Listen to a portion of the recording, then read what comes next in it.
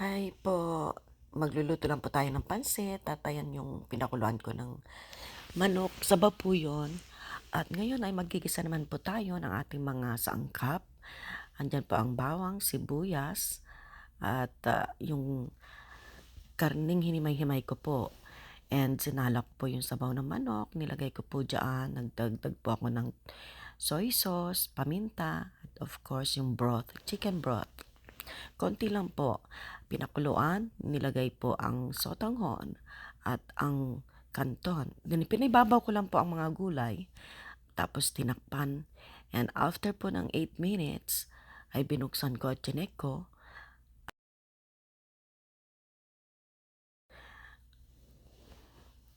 Ayan na po siya.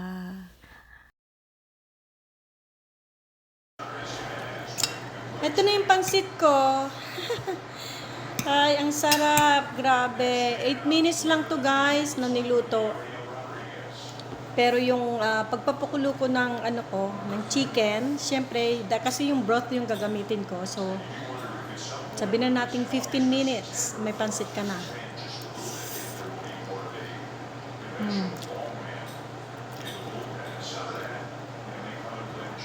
Ito yung buto ng mga manok ko. Leg. Sarap guys. Naligo nga ako habang niluluto ko, o di ba?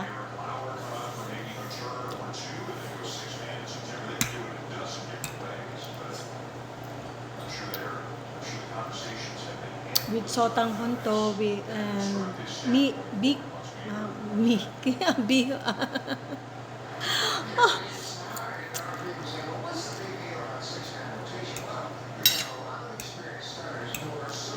kanton, tsaka sotanghon. Ba yan? Sarap. Grabe. Yummy guys. Pag ginamit mo yung salad master, ang bilis lang makaluto kasi iwanan mo na lang siya.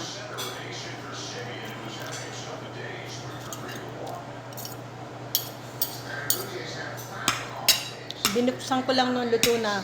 How is the noodles? How is the noodles, Andre? Delicious. Delicious, ha?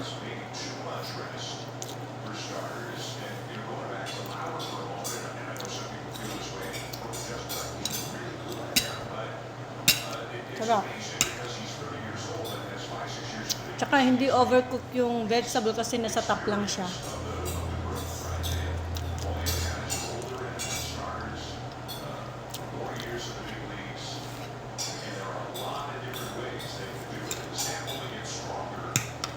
And you don't need to use oil, guys. Lots of oil, no?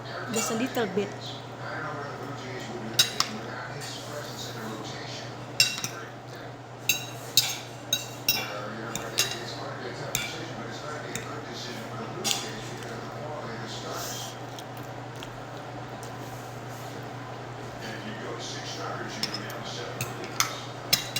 It's yummy.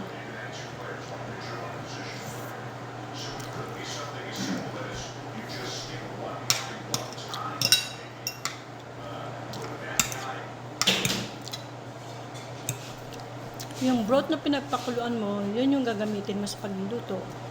So, yung nutrients nandun pa rin. You like it? Oh yes, very much. I could eat more, but I don't.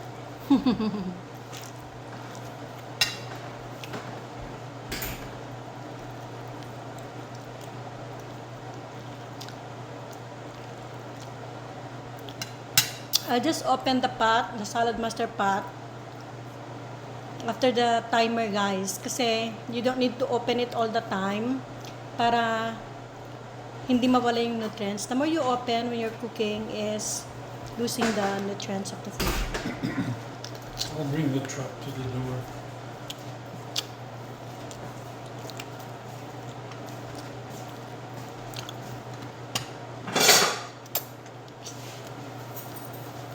Yan guys. Thank you for watching. Bye for now.